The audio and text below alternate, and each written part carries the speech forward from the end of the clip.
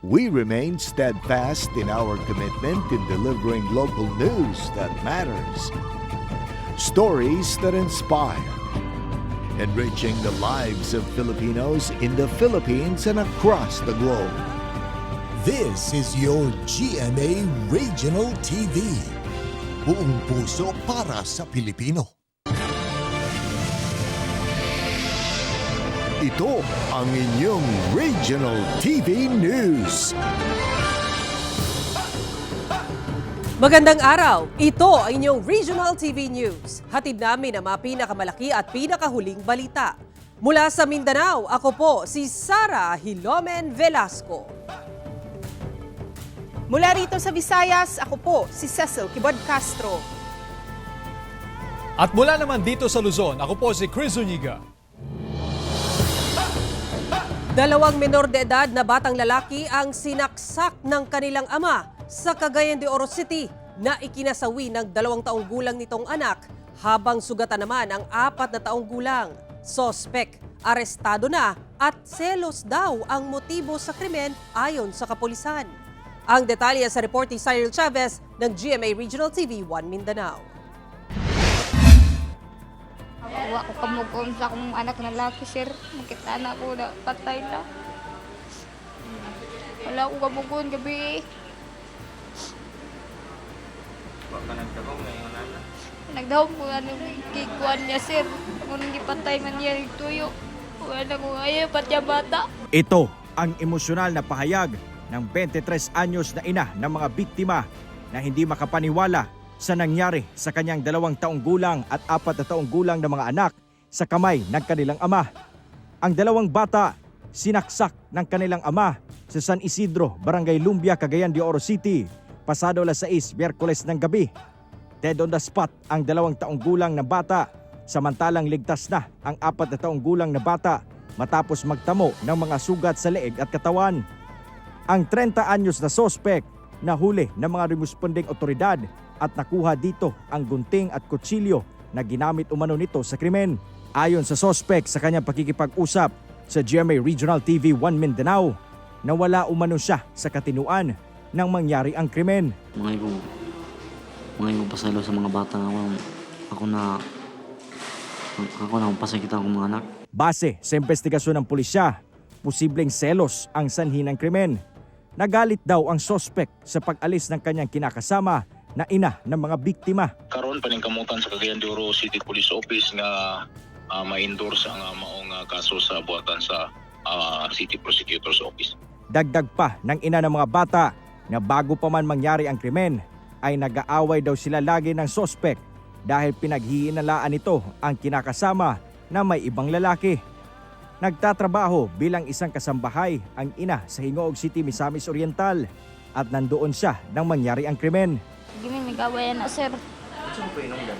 Amat na siya, ganong nagkuhan na siya. Sa nag-istorya nila nga na ako'y laki kauban daw. Wala ako'y laki kauban na sa sulod sa balay. Ang aligasyong matagal nang nag-aaway ang dalawa ay kinumpirma naman ng ama ng sospek. Mo tay tabo din nga iya kong gikuan sa kuan. Iunong ti gabi. Guko din sa nako, gikon ko niya, iunong ko niya. Mo tuloy ko sa balay, ko nabuang na komo pulis. Kasong parricide at frustrated parricide ang kakaharapin ng mga kaso ng sospek. Namumblema naman ang mga kaanak para sa pagpapalibing at pagpapagamot sa mga biktima. Kaya nananawagan sila ng tulong. Mula sa GMA Regional TV 1 Mindanao, Cyril Chavez nagbabalita para sa GMA Integrated News. Nasunog ang nasa 32 kabahayan sa Talisay City, Cebu. Nasa 1.2 million pesos na danyos ang naitala. Ang detalye sa ulat ni Femery Dumabok ng GMA Regional TV, Balitang Bisdak. Pasado alas 5 ng hapon nitong Miyerkules nang matanggap ng Talisay City BFP ang alarma ng sunog sa Sitio Tugas. Sa investigasyon, napag-alaman na nagsimula ang sunog na itinaas sa third alarm sa bahay ng isang Tita Jimenez. Ayon sa 74 anyos na si Jimenez, mag-isa lang siya sa bahay nang sumiklab ang sunog. At kung hindi dumating ang kanyang apo, hindi humano niya malalaman na nasusunog ng itaas na bahagi ng kanyang bahay. Sa nagpapatuloy na investigasyon, isa sa mga tinitingnang pinagmulan ng sunog ang electrical wiring. Nagdeklara ng fire out ang BFP 1 oras matapos sumiklab ang sunog. Ayon sa mga responding bumbero, hindi naging madali ang pag-apula ng apoy dahil sa makitid na daanan papunta sa mga nasusunog na bahay. Dako posibilidad ma'am niya nga sa service drop ma'am gasugod ang kuan ang yes ma'am. Sudlunon sa ma'am usara ka bukuan, usara ka bukang entrance. Base sa estimate ng BFP, aabot sa mahigit kumulang 1.2 million pesos ang danyos na iniwan ng naturang sunog, kung saan 32 bahay ang apektado. Nagpapasalamat ang otoridad na walang nasugatan o namatay sa insidente. Pansamantalang nanunuluyan sa Dumlog Covered Court ang 100 apektadong mga residente. Nagpaabot na ng agarang tulong ang Talisay City LGU. Nag-meeting na lang mi karon. We want it as soon as possible mahatag ang tabang para dili na moagi og Friday, Saturday, Sunday ang wait sila makadawat og financial assistance sa city. Mula sa GMA Regional TV Balitang Bisdak, ako si Femery Dumabok, nagbabalita para sa GMA Integrated News. Umani ng mga negatibong reaksyon sa publiko ang isang grupo na umakyat sa summit ng Bulkang Mayon. Tourism Office ng Albay nilinaw na hindi sila nagbigay ng permit sa grupo para makaakyat sa bulkan. Ang detalye sa report ni Chris Novello ng GMA Regional TV Balitang Bicolandia. Conquering Mayon ang ipinagmalaki sa vlog na ito na viral ngayon. Pero hindi nabilib ang marami lalo't bawal paakyatin ang bulkan na nasa alert level 1 pa. Bukod sa batikos ng netizens, kinundi na ng provincial capital ang mga umakyat. Sabi nito, nilabag nila ang Provincial Ordinance No. 2016-23 na mayroong 5,000 pisong multa. Kaya lang, this is a violation sa pagpasok nila sa prohibited zone kasi alert level 1 pa tayo sa Mayon. Ang impact na ginawa nila dyan, insulto yan sa probinsya. Kaya pag ininsulto ang probinsya, insulto lahat ng Albayanos ang isa ginawa nila. But yung ginawa nila, na alam nilang bawal at pumasok pa rin sila. Walang permit o clearance na inilabas para sa ginawa ng grupo. Inaalam na rin kung saang bahagi ng probinsya dumaan ang grupo at kung sino-sino lahat ng umakyat. Makuha mo lang ang garan, pwede mo siya ma-regtag po sa NBI para po kung halimbawa magpuaman kay clearance yan, hindi siya makasako ato kay NBI clearance. Iniimbestigahan din kung sino ang kanilang mga local tour guide. May mga tour guide pa doon na mga mountaineers na tumulong din ng mga local. Sana po mapakuha rin namin yung mga detalye para wag na po pamarisan. So I'm also asking the help of every agency concerned also para tulungan kami para mas manatili po itong mga tao. Posible silang panagutin ayon sa Bicol Police. We will not condone yung mga violation na ganyan. If there is ordinance violated, of course we will file a case for siya. Sinusubukan pa namin kuhanan ng pahayag ang vlogger at ang mga kasama pero sa ngayon ay hindi pa ito nagpapaunlak ng panayam. Mula sa GMA Regional TV Balitang Bicolandia, Chris Novello nagbabalita para sa GMA Integrated News. Sugatan ang isang lalaki nang mabundol ng motorsiklong umiwas sa isang batang patawid sa kalsada sa Lipas City. Rider, sugatan din. Hagip sa CCTV footage, mag-aalas 8 ng umaga kahapon ang isang 3 taong gulang na batang nakatayo sa waiting shed sa kabilang bahagi ng kalsada. Ilang segundo pa, lumapit na ang 60 anyos na lolo nito at tila pinaalis siya sa gilid ng kalsada. Hindi na nakita sa CCTV pero tumawid pala sa kabilang bahagi ng kalsada ang bata na siyang hinabol naman ng kanyang lolo. Sakto naman ang pagdating ng isang motorsiklo na iniwasan ng bata ngunit nabangga naman nito ang lolo na nadaganan naman ang kanyang apo. Sa kuwang video ng isang residente, makikitang hindi na gumagalaw ang lolo at binibigyan ng CPR ng isang residente. Dinala sila sa pagamutan pero kalaunay nasawi ang lolo. Nasa maayos namang kondisyon ang 3 taong gulang na bata habang hindi pa tiyak kung nasa pagamutan pa ang nakabanggang rider o nakauwi na sa Ibaan, Batangas. Ayon sa pulisya, nagkaroon na raw ng pag-uusap ang magkabilang panig hinggil sa insidente. Sinisika pa ng GMA Regional TV Balitang Southern Tagalog na makuhanan ng pahayag ang pamilya ng mga biktima at rider. Huwag natin pababayaan na nag-iisa at laging hahawakan dahil ang bata ay medyo malikot pa. Sa mga rider naman o sa mga magmamaneho, kailangan dahan lang, disiplina sa sarili at laging presence of mind. Idiniklara na ang state of calamity sa Solsona, Ilocos Norte dahil sa epekto ng El Nino. Nasa 60% ng mga lugar sa naturang bayan ang apektado dahil sa kawalan ng tubig sa mga gripo at balon. Ang detalye sa report ni Gab De Luna ng GMA Regional TV 1 North Central Luzon. Kasabay ng nararanasang kawalan ng tubig na dulot ng El Nino, isinailalim ang Solsona, Ilocos Norte sa state of calamity. Nasa 15 mula sa 22 barangay o mahigit 60% ng bayan ang pinakaapektado ng dry spell. Walang tubig sa mga gripo at natutuyo na rin ang mga balon. Dahil dito, araw-araw na ang schedule ng BFP sa pagrarasyon ng tubig. Dahil parte po ito ng trabaho natin bilang isang bombero, lalo na po ngayong El Nino, pumupunta po kami sa mga iba't ibang barangay para po mag-supply o magbigay ng tubig sa ating mga kababayan. Pila-pila ang mga residente ng Barangay Mariquet na nakaschedule ngayong araw ng Huwebes. Bit-bit ang balde at drums sa gitna ng mainit na panahon. Malaking tulong daw ang tubig na galing sa rasyon upang may magamit sa pang-araw-araw na pangangailangan ng tubig. Malaki talagang tulong, ma'am, kasi talagang kung wala rin silang supply na ganito at walang tubig sa may regasyon, at saka sa ibang mga wala na rin. Kasi totoo pong napakahirap po ng sitwasyon dito sa Solsona. Kasi kahit kami po ma'am, apektado rin po. Kaya wala na po kaming mapagkuhanan po ng tubig din. Doon na po kami sa irigasyon nagre-refill ng tubig. Mula sa GMA Regional TV 1 North Central Luzon, Gab De Luna, nagbabalita para sa GMA Integrated News.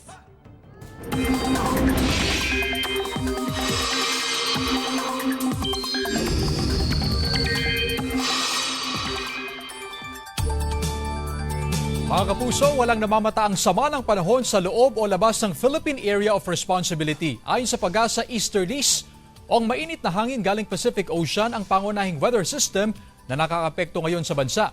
Base naman sa rainfall forecast ng Metro Weather, asahan ngayong umaga ang light to moderate rain sa ilang bahagi ng Mindanao. Pagsapit ng hapon, uulanin ang ilang bahagi ng bansa at posible ang heavy rains na maaaring magdulot ng baha o landslide.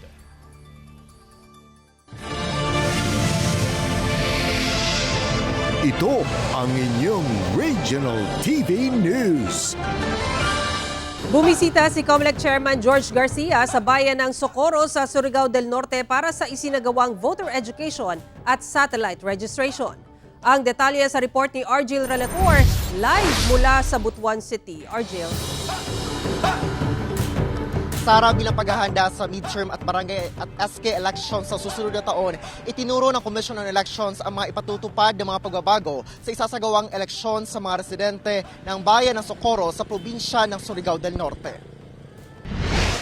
Sa unang pagkakataon, ipinakita ng COMELEC ang features ng bagong makinang gagamitin sa susunod na eleksyon na tinatawag na fully automated system with transparency, audit, and count. Sa bagong automated counting machine, mas madali raw itong gamitin at sa presinto pa lang ay malalaman na raw agad kung paano binilang ang balota at maayos na na-transmit sa canvassing area. Kung dati po pagpasok nyo ng balota, hindi nyo nakikita kung paano binilang, sino ang binotohan nyo. Sa makinang ito, unang ipapakita paano binilang ang boto ninyo. Kabilang yan sa mga pagbabagong gagawin ng komisyon sa eleksyon sa susunod na taon. Ipatutupad din ang 5 a.m. hanggang 7 a.m. na exclusive voting hours para sa mga senior citizen, PWD at buntis. Para naman sa mga OFW at ibang Pilipinong nasa ibang bansa, magkakaroon din ng kauna-unahang internet voting upang hindi na kailangang sumadya pa sa embahada o konsulada para makaboto. Yan ang inihayag ng COMELEC sa pagbisita ng mga matataas na opisyal nito sa Island Municipality ng Socorro sa probinsya ng Surigao del Norte sa mismong sitio kapihan na komunidad ng mga miyembro ng Socorro Bayanihan Services Incorporated. Mainit naman ang naging pagtanggap ng mga taga-sitio kapihan sa COMELEC. Maliban sa voter education, nagsagawa rin ng special satellite registration sa lugar. Gusto natin patunayan sa mga kababayan natin, mga kababayan natin nakatira dito, na hindi sila nakakalimutan ng COMELEC. Sa ngayon ay nasa mahigit 3,000 ang rehistradong botante na naturang sitio. Ayon kay Chairman Garcia, pinag-aaralan na ng COMELEC ang pagbuo ng isang presinto sa sitio Kapihan. Bagay na ipinagpapasalamat ng mga residente. Last election, national and local, hindi basta-basta yung experience namin doon sa mismong barangay kung saan nasakop yung sitio Kapihan. Inabot na hanggang alas 11 ng gabi, yung mga tao nakapila pa. Napakalaking salamat talaga sa amin kay Chairman Garcia kung halimbawa mangyari man na dito mismo sa lugar namin. Sara, mas paitingin pa umano ng COMELEC ang pagpapatupad ng mga polisiya sa darating na eleksyon at kung may mga kandidato na dapat umano na disqualify ay hindi sila magdadalawang isip na gawin ito lalo na kung may mga paglabag sa polisiya ng COMELEC. Sara. Maraming salamat, Argil Relator ng GMA Regional TV 1 Mindanao. Patay ang isang babae habang sugatan ang anak nito nang hagisan ng granada ang sinasakyang truck sa Panabo City sa Davao del Norte. Kinurdon na ang truck na ito na sinakyan ng mga biktima sa gilid ng kalsada sa Purok Pantukan 1, Barangay JP Laurel sa Panabo City, Davao del Norte. Base sa investigasyon ng pulisya, mag-aalas 7 Miyerkules na gabi nang hagisan ng granada ang truck na sinasakyan ng mga biktima. Bago sumabog ang granada, agad tumakas ang dalawang lalaking nakamotorsiklo na naghagis ng granada.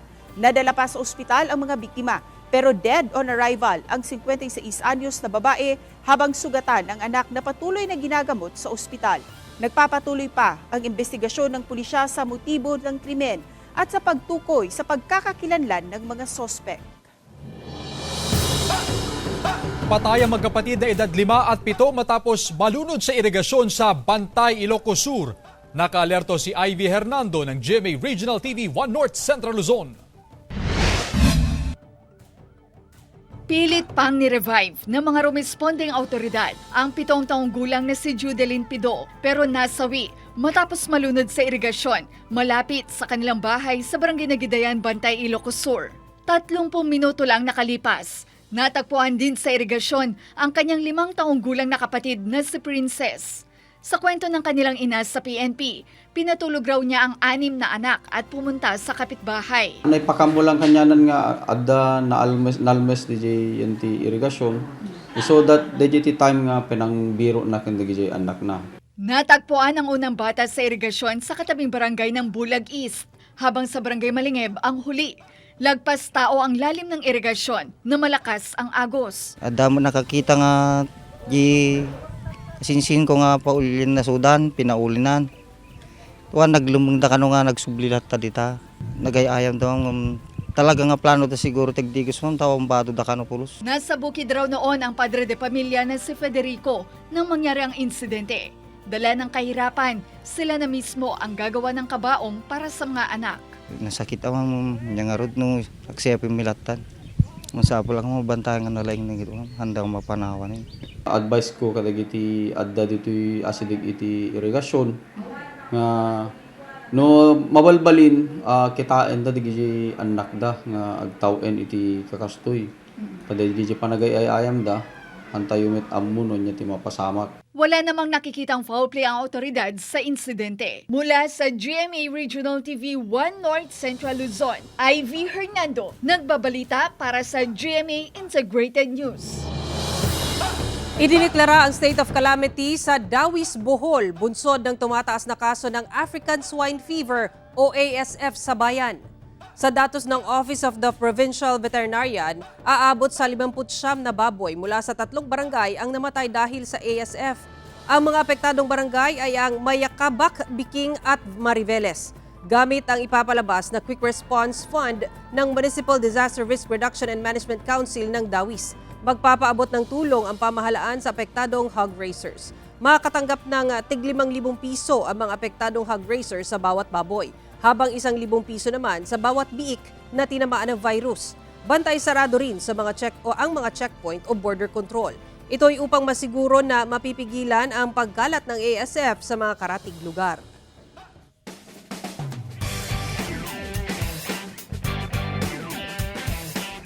Inspirasyon ngayon ng isang graduate mula sa Zamboanga del Sur na may thalassemia o isang genetic blood disorder Pero hindi ito naging hadlang upang maging rank 1 siya sa 2024 Pharmacist Licensure Exam. Kilalanin siya sa report ni Efren Mamak ng GMA Regional TV 1 Mindanao.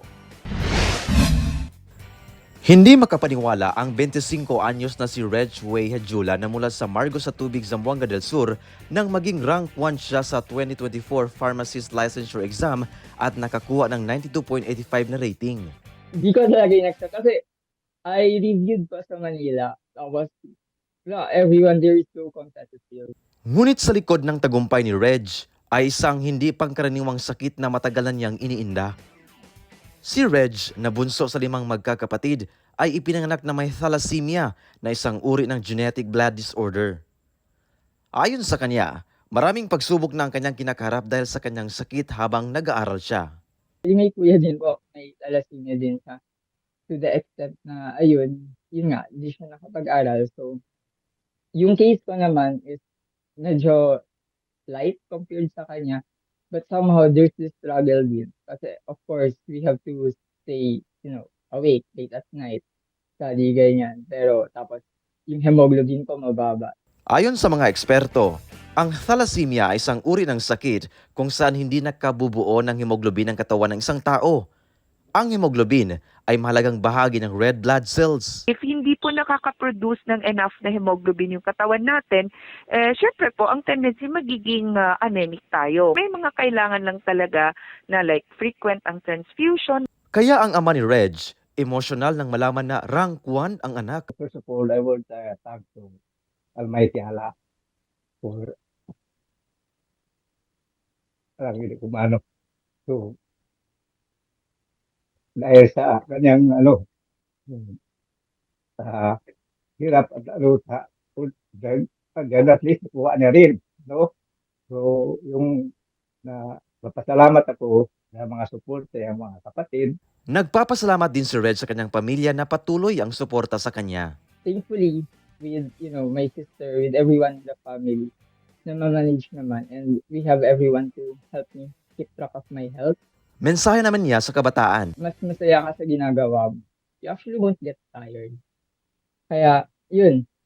Just find yourself, keep your feet on the ground. Mula sa GMA Regional TV 1 Mindanao, Efren Mamak nagbabalita para sa GMA Integrated News. Ito ang inyong Regional TV News. Timbog sa magkahiwalay na operasyon ng pulisya ang 7 kalalakihan nang mahuli sa aktong naglalaro ng Kara Cruz sa Bacolod City.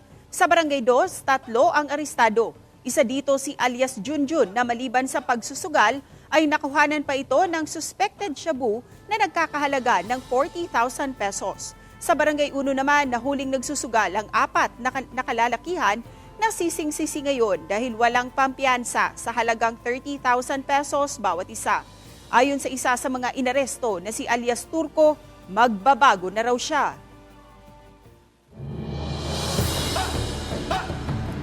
Samantala, isang lalaki ang nalunod sa Iloilo floodway, biktima posibleng pinulikat. Wala nang buhay ang 40 anyos na si Ronaldo Pataho Jr. nang matagpuan na palutang-lutang sa floodway sa Bitoon, Haro, Iloilo City kahapon ng umaga. Ito matapos magsagawa ng search and retrieval operation ng Philippine Coast Guard matapos mag-report ang mga kaanak ng biktima na nalunod ito habang nangingisda Martes ng gabi. Ayon sa PNP, posibleng pinulikat ang biktima. Na-recover ang katawan nito sa lugar kung saan siya nangisda kasama ang 2 anak. Hindi naman matanggap ng pamilya ang pagkawala ng biktima na may naiwan pang 7 anak. Inatanan para sa amon bala. Maski kapoy na siya, isasabligin na siya, maski do suko na gid sa bulang suko, bala galain niya matiyag mo, bala na sa Japon. May possibility nga na piring ini siya. No, kaya actually wala ini siya gani kalin sa ginbuksukan niya sang iyang lambo. Hardin ng isang Batanggenyo, halos mapuno ng iba't ibang variety ng bonsai plants. Silipin sa report ni Paul Hernandez ng GMA Regional TV, Balitang Southern Tagalog. Bago pa man makapasok ang marami sa plantito at plantita era, nauna na dyan ang 60 anyos na plant enthusiast na si June ng Batangas City. Ang hardin niya sa bulubundukin ng Barangay Talumpok, Silangan, filled with everything that's small. Bonsai rito, bonsai roon. Ang pagkahumaling niya sa mga bulilit na mga puno, nagsimula pa noong kabataan niya. Nakakagaan daw ng pakiramdam. Yung mga problema ko, nalilimutan ko yung mga isipin sa office na nalilimutan ko. Kaya pagkahapon, pagdating dito, kaya hindi ko siya naiisip. Ayos lang daw gumugol ng mahabang araw sa pagpoporma ng isang bonsai kung ang kapalit naman daw nito, kita rin para sa kanya. Hitik sa sining at agam ang pagbobonsai. Nasusubok ang pagkamalikain at pamamaraan ng pag-aalaga nito mula trimming procedure, wiring at ang proseso ng cut and grow. Kabilang sa mga variety ng nasa 100 bonsai ni June ng kalyos, yangya at iba't ibang uri ng fruit-bearing species. Yun nga lang, gaya ng iba pang halaman at puno, kalaban din ng bonsai ang nakatuto yung init ng panahon. Kaya alaga rin ng dilig umaga at hapon. Nadadry talaga yung kanyang mga leaves, may mga natutuyo talaga. So merong mga variety na kailangang diligan ko sa umaga, pero meron naman na okay na sa hapon. Plano rin ni June na buksan sa publiko ang kanyang bonsai garden. Mula sa GMA Regional TV Balitang Southern Tagalog, Paul Hernandez nagbabalita para sa GMA Integrated News. Inimpound ng traffic management ang mahigit 50 tricycle sa Mandaue City, Cebu. Ang mga inimpound na tricycle ay walang mga prangkisa base sa monitoring ng Traffic Agency of Mandaue o TEAM. Ang mga na-impound na huli sa nakarang 2 linggo nang inumpisahan ang operasyon na ikinasa ng TEAM. Paalala ng team sa mga may-ari ng mga kolorum ng mga sasakyan at sikasuhin na ang kanilang prangkisa bago pa man ito mahuli. Pinaigting ang operasyon laban sa mga kolorum na tricycles matapos malaman ng team na sumasabay lang ang mga ito sa mga legal na namamasada. Kung sa tinud-anay lang, wala mong kunin sila dapat kanang wala sila lugar diri sa Mandaue kanang kolorum kay dapat manginabuhi gyud unta sila nga patas. Kay kung ang uban nakakuha og mga prangkisa. Samantala, mapapanood niyo po ang episode na ito sa official website ng GMA Regional TV, www.gmaregionaltv.com. Pwede rin kayong bumisita sa aming official YouTube channel, GMA Regional TV, at i-click ang subscribe button para sa pinakamaiinit na balita mula sa mga rehiyon.